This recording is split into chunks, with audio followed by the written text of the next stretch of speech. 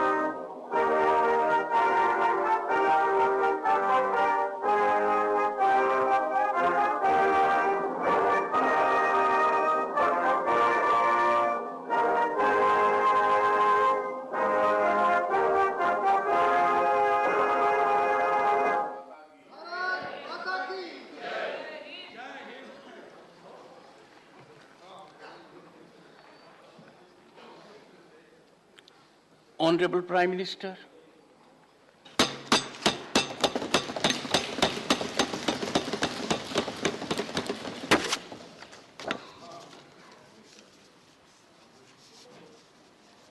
आदरणीय सभापति जी, आदरणीय सभी सम्माननीय वरिष्ठ सांसदगण, सबसे पहले मैं आदरणीय सभापति जी को आपको इस सदन की तरफ से और पूरे देश की तरफ से बहुत बहुत बधाई देता हूं।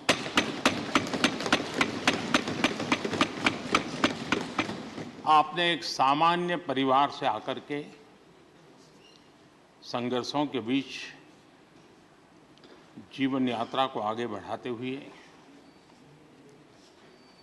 आज जिस स्थान पर प्राप्त पहुंचे हैं वो देश के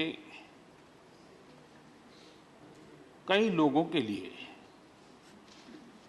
अपने आप में एक प्रेरणा का कारण है। इस उच्च सदन में इस गरिमामय आसन को आप सुशोभित कर रहे हैं और मैं कहूंगा कि किठाना के लाल उनकी जो उपलब्धियां लोग देश देख रहा है तो देश की खुशी का ठिकाना नहीं है।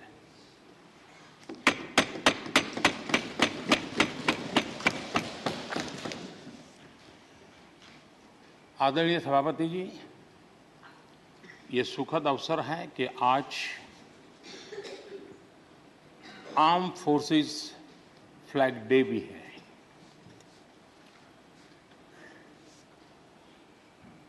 आदरणीय सभापति जी, आप तो झुंझुनू से आते हैं। झुंझुनू वीरों की भूमि है। शायद ही कोई परिवार ऐसा होगा कि जिसने देश की सेवा में अग्रिम भूमिका न निभाई हो। और ये भी सोने में सुहागा है कि आप स्वयं भी सैनिक स्कूल के विद्यार्थी रहे हैं। तो किसान के पुत्र और सैनिक स्कूल के विद्यार्थी के रूप में मैं देखता हूं कि आप में किसान और जवान दोनों समाहित हैं।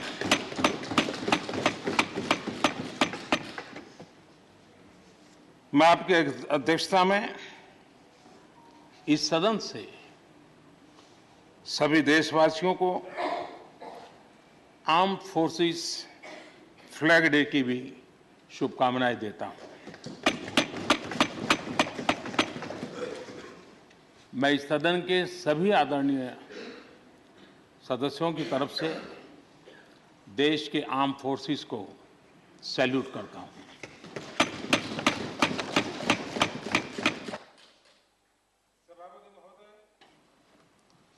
आज संसद का ये उच्च सदन एक ऐसे समय में आपका स्वागत कर रहा है जब देश दो महत्वपूर्ण अवसरों का साक्षी बना है।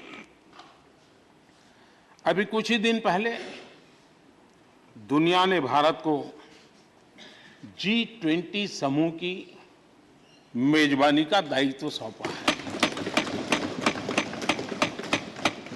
साथ ही ये समय अमृतकाल के आरंभ का समय है।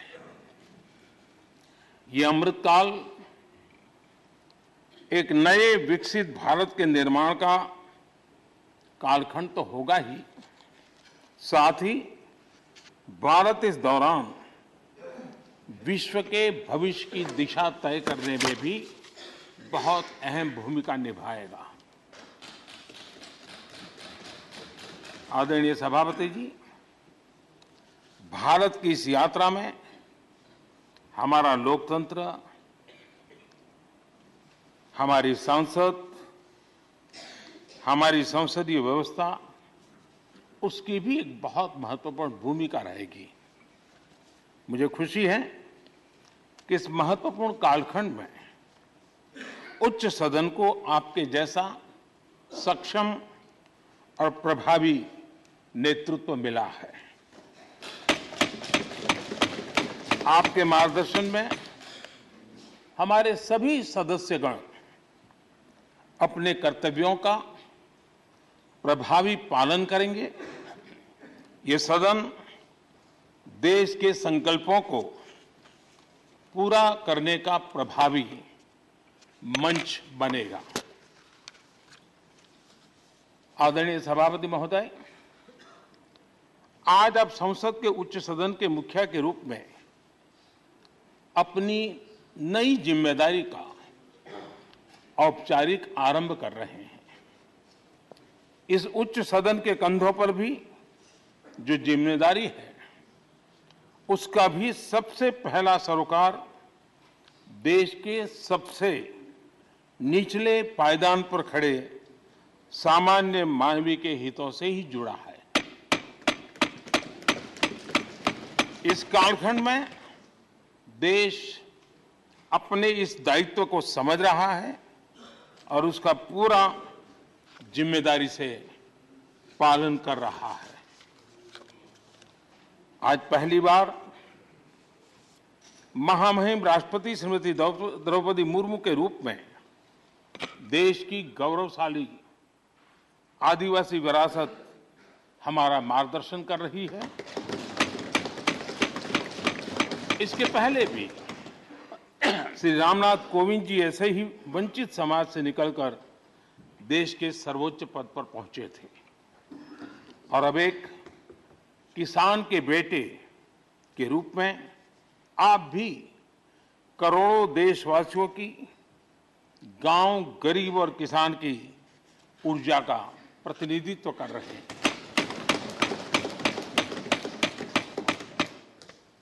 आदरणीय सभापति जी, आपका जीवन इस बात का प्रमाण है कि सिद्धि सिर्फ साधनों से नहीं, साधना से मिलती है। आपने वो समय भी देखा है जब आप कई किलोमीटर पैदल चलकर स्कूल जाते थे। गांव, गरीब, किसान के लिए आपने जो किया वो सामाजिक जीवन में रहे हर व्यक्ति के लिए एक उदाहरण है। आदरणीय सभापति जी, आपके पास सीनियर एडवोकेट के रूप में 3 दशक से ज्यादा का अनुभव है। मैं विश्वास से कह सकता हूं कि इस सदन में आप कोर्ट की कमी महसूस नहीं करेंगे।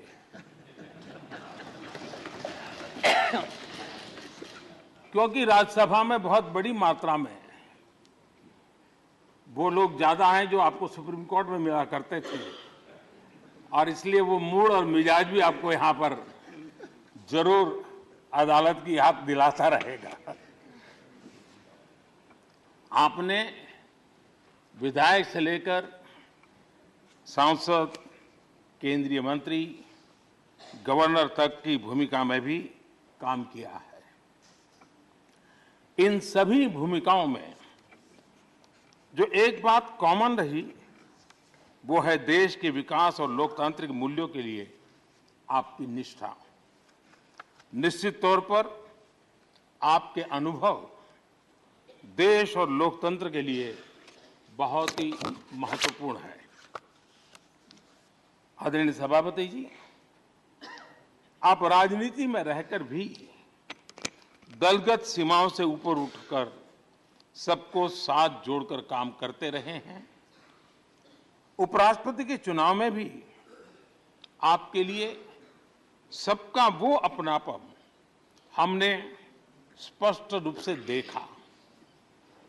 मतदान के 75% वोट प्राप्त करके जीत हासिल करना अपने आप में अहम रहा है। आदरणीय सभापति जी,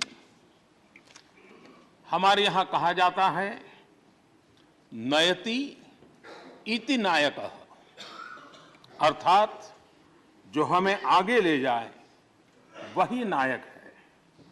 आगे लेकर जाना ही नेतृत्व की वास्तविक परिभाषा है। राज्यसभा के संदर्भ में ये बात और महत्वपूर्ण हो जाती है क्योंकि इस सदन पर लोकतांत्रिक निर्णयों को और भी रिफाइंड तरीके से आगे बढ़ाने की जिम्मेदारी है। इसलिए जब आपके जैसा जमीन से जुड़ा नेतृत्व इस सदन को मिलता है तो मैं मानता हूं कि ये सदन के हर सदस्य के लिए सौभाग्य है।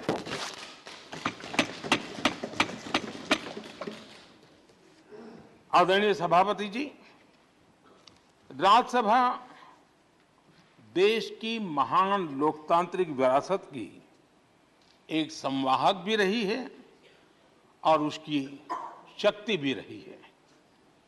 हमारे कई प्रधानमंत्री ऐसे हुए जिन्होंने कभी न कभी राज्यसभा सदस्य के रूप में कार्य किया। अनेक उत्कृष्ट नेताओं की संसदीय यात्रा राज्यसभा से शुरू हुई थी। इसलिए इस सदन की गरिमा को बनाए रखने और आगे बढ़ाने के लिए एक मजबूत जिम्मेदारी हम सभी के ऊपर है। आदरणीय सभापति जी, मुझे विश्वास है कि आपके मार्गदर्शन में ये सदन अपनी इस विरासत को, अपनी इस गरिमा को आगे बढ़ाएगा, नई ऊंचाइयां देगा। सदन की गंभीर चर्चाएं, लोकतांत्रिक विमर्श लोकतंत्र की जननी के रूप में हमारे गौरव को और अधिक ताकत देंगे। आदरणीय सभापति महोदय जी, पिछले सत्र तक हमारे पूर्व उपराष्ट्रपति जी और पूर्व सभापति जी इस सदन का मार्गदर्शन करते थे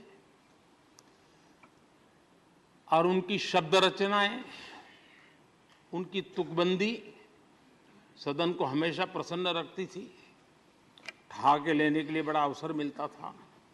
मुझे विश्वास है कि आपका जो हाजिर जवाबी स्वभाव है वो उस कमी को कभी खलने नहीं देगा और आप सदन को वो लाभ भी देते रहेंगे।